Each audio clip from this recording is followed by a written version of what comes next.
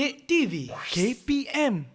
Dan fokus pada hari ini, dalam 1 jam ini kita akan bawakan pemerhatian murid-murid ataupun calon-calon SPM untuk mata pelajaran Kesusasteraan Melayu Komunikatif. Baik, untuk mengetahui siapakah yang bakal berkongsi antara tips dan juga panduan untuk menjawab kertas soalan ini, pastinya kita akan bersama dengan seorang guru penyampai yang sudah tentu banyak pengalamannya. Apa kata kalau kami kongsikan sedikit tentang profil guru penyampai hari ini? Silakan.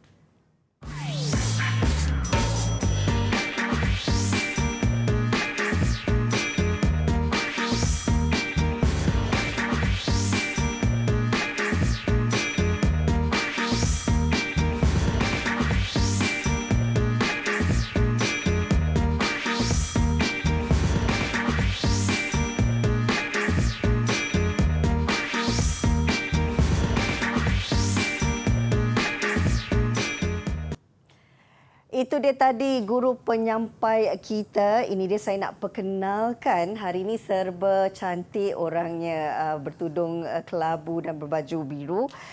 Puan Maizura Muhammad ataupun Cikgu Maizura merupakan guru kanan bahasa Sekolah Menengah Bacok Kelantan. Jauh datang ya Cikgu? Ya. Baik Cikgu, hari ini pastinya kita nak berkongsi tentang antara panduan dan juga teknik untuk menjawab kertas kesusasteraan Melayu Komunikatif. Yeah. Baik, sebagai permulaannya Cikgu, pastinya Cikgu dapat berkongsi dengan calon-calon kita pada hari ini. Apakah yang mereka perlu tahu sebelum untuk menjawab tentang kertas kesusasteraan Melayu Komunikatif ini? Silakan.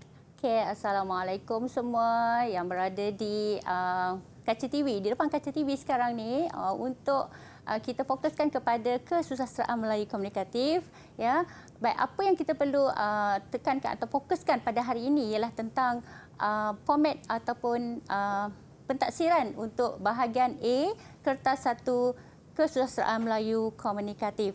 Ya, dan bersama dengan Cikgu Mai pada hari ini, kita akan telusuri apakah yang akan kita fokuskan kepada setiap genre-genre yang akan ditaksirkan dalam kertas SPM ujian bertulis kertas 1 bahagian A. Baik, silakan Cikgu. Okey, so kita akan terus pergi kepada Baik, untuk format pentaksiran ya, KMK SPM 2216 Palang 1 iaitu bahagian A kertas 1. Ia adalah ujian bertulis yang akan dijalankan tak lama lagi ya. Kalau ikut jadualnya adalah pada 22 hari bulan Mac ya, 2022, murid-murid ataupun calon-calon SPM KMK akan menduduki peperiksaan ini secara bertulis ya. Dan bahagian A merupakan soalan-soalan berkenaan dengan subjektif respons terhad ya. Dan untuk bilangan item ya, dalam bahagian A adalah sebanyak 10 item ya. Markah yang diperuntukkan adalah 40 markah dan jenis item yang akan ditaksirkan dalam bahagian A adalah elemen sastra, kritikan sastra dan pembangunan insan ya. Masa yang diperuntukkan untuk bahagian A kertas 1 adalah 1 jam ya. Okey, sebab keseluruhannya untuk KMK kertas 1 ini 2216 Palang 1 adalah sebanyak 2 jam. Ya, 2 jam 30 minit maaf saya ya. Dan kita peruntukkan untuk bahagian A hanyalah 1 jam saja.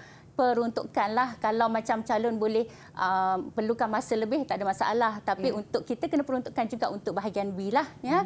Okey, dan jawapan untuk subjektif respons terhad ni adalah perlu ditulis secara ringkas dan juga hanya berkaitan dengan fakta-fakta sahaja, dan contoh bagi jawapan boleh diambil dalam petikan ya. Dan kaedah penskoran adalah secara analitikal ya, sebab kita ada markah yang dituliskan di pada setiap soalan tu ya. Baik. Seterusnya ya, kita pergi kepada bilangan soalan ya, iaitu bahagian A terdapat 10 item yang mana diperuntukkan macam yang Cikgu Mai dah beritahu tadi ialah 40 markah ya. Dalam 10 item itu terdapat 6 item merupakan respons terhad yang berdasarkan kepada 5 genre. Sekejap lagi kita akan tengok apakah dia 5 genre tersebut ya. Dan seterusnya ada 4 item lagi dalam respons terhad juga, iaitu daripada item mana-mana genre ya, item kritikan sastra, dan juga item berdasarkan pembangunan insan. Jadi setiap calon mestilah menjawab semua soalan. Tak ada pilihan. Ya, calon kena jawab ke 10 soalan tersebut dengan merangkumi 40 markah tersebut. Okey.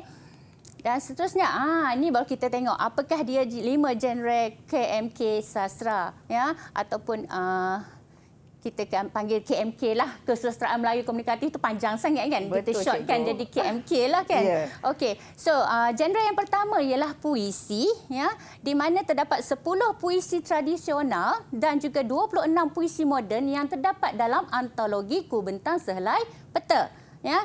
Dan seterusnya prosa tradisional, ya. Ada 3 prosa tradisional dalam antologi Nilai Insan, ya.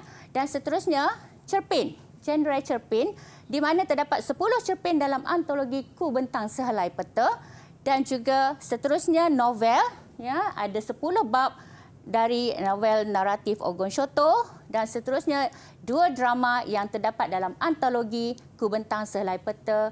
Okey, dan ini adalah semuanya buku teks dia, ya, buku teks untuk antologi cerpen, antologi prosa tradisional, dan ini adalah novel. Jadi Cikgu Mai tak payah nak cerita lagi lah, sebab semua murid dah tahu sangat dah tentang 3 novel ni, dan cikgu percaya ya semua dah lunyai dah ni gunakan buku-buku teks ni untuk persediaan mereka menjawab soalan, ya. Baik. Cikgu terus pergi kepada kata kunci soalan, ya. Baik, murid perlu memberi pernyataan sahaja tanpa contoh sekiranya kata kunci soalannya ialah berikan, senaraikan dan juga nyatakan. Jadi bila keluar kata kunci yang ni, tak perlu dah kita fikirkan pasal contoh, just bagi sahaja pernyataan, ya. Baik, kita tengok contoh dia. Contoh soalan untuk nyatakan, maknanya kita tak perlu ada contoh, ya, beri pernyataan sahaja.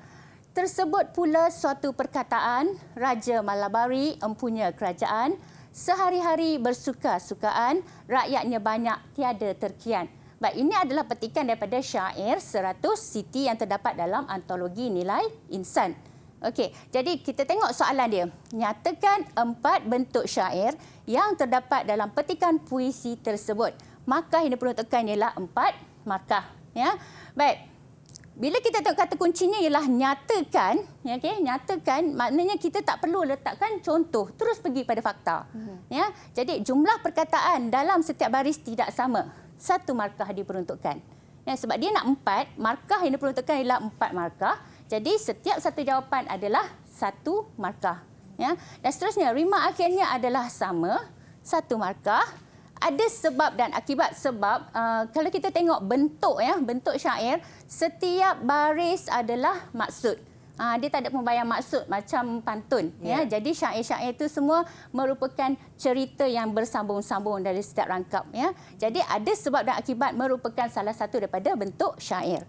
Dan setiap baris mempunyai maksud juga, bentuk syair juga. Jadi ini adalah 4 jawapan yang tak perlukan contoh. Ya, sebab kata kuncinya ialah nyatakan. Okey, dan seterusnya kita tengok kata kunci yang kedua, iaitu murid perlu memberi pernyataan beserta contoh atau huraian sekiranya kata kunci soalannya ialah berikan beserta contoh, senaraikan beserta contoh, nyatakan beserta contoh, huraikan, jelaskan, terangkan. Okey, jadi ini semua adalah kita perlu sertakan contoh atau huraian, bukan sekadar pernyataan saja. Kalau tak letakkan contoh, jawapannya tidak lengkap, ya. Okey. Kita tengok soalan contoh. Sahat membayangkan setiap hari Bukit Emas bakal digondolkan untuk diniagakan tanah kuning dan batu batannya. Sahat membayangkan keadaan setiap pokok durian, pokok rambutan, cempedak dan lansat kampung kuah yang menghijau di Bukit Emas akan tumbang menyembah bumi. Selama ini, pokok buah-buahan di Bukit Emas telah menjadi punca rezeki mereka dan menjadi pemikat orang luar termasuk pelancong berkunjung ke kampung kuah di kaki Bukit Emas. Jadi, itu adalah petikan, bahan ransangan. Dan soalannya ialah, nyatakan 2 latar tempat berserta contoh dalam petikan cerpen tersebut. Juga 4 markah yang diberikan. Okey, jadi jawapan dia sebab dia ada perkataan kata kunci nyatakan beserta contoh. Jadi kena nyatakan fakta dan kena sertakan contohnya. Jadi Bukit Emas adalah jawapan dia, fakta, 1 markah. Contohnya, Sahat membayangkan setiap hari Bukit Emas bakal digondolkan untuk diniagakan tanah kuning dan batu batannya. Okey, jadi gariskan latar tempat tersebut, iaitu Bukit Emas. Jadi dah lengkaplah. 1 markah untuk fakta Bukit Emas dan 1 lagi markah untuk contohnya. Dan perlu digariskan. Kalau tak garis, pemeriksa susah nak nampak kat mana sebenarnya jawapan dia yang berkaitan dengan latar tempat tu. Ya. Dan seterusnya jawapan yang kedua, sebab baru 2 markah kan? Markahnya ada 4 markah, jadi kena bagi 1 lagi jawapan, iaitu Kampung Kuah. Contohnya, Sahat membayang keadaan setiap pokok durian, pokok rambutan, cempedak dan lansat penduduk Kampung Kuah yang menghijau di Bukit Emas akan tumbang menyembah bumi. Okey. Jadi ini adalah contoh untuk kedua-dua jawapan. Baiklah, itu penerangan daripada Cikgu Maizura menyentuh tentang penerangan ringkas format soalan KMK dan bagaimana penerangan kata kunci soalan serta contohnya bagi memudahkan dan juga memahamkan kepada calon-calon SPM. Didik TV KPM